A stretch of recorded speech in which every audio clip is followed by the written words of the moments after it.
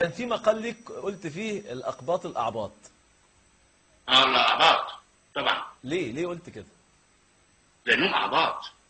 اه قطيع بتركبه الكنيسه، بتسوي يمين وشمال، بتلعب بيه في الورقه الديمقراطيه، تبوظ بيه العمليه الديمقراطيه كلها. اه هتقوم واخداه على الناحيه بتاعت سيسي، لو في سيسي، لو في شفيق تاخده على شفيق، لو في حاجه مسلمه موجوده مرجعيه اسلاميه تاخده العكس على طول.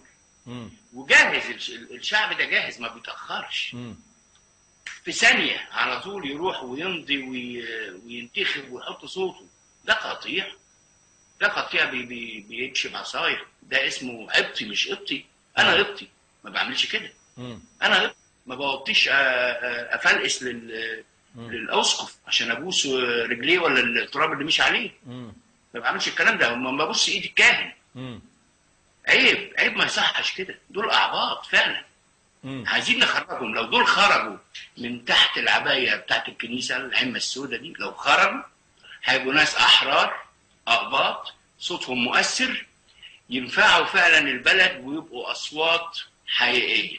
وجودهم تحت مظله الكنيسه وبيتوجهوا، دول يبقوا اصوات باطله. وان شاء الله في الدوله الجديده النظيفه هذه الاصوات الباطله لن تحتسب في العمليه الانتخابيه.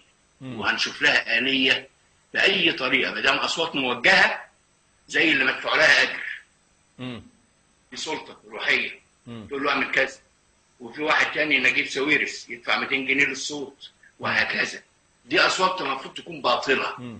المهم إثباتها ووضعها في إطار قانوني عشان نقول لهم متشكرين، صوتكم ده وما يلزمناش.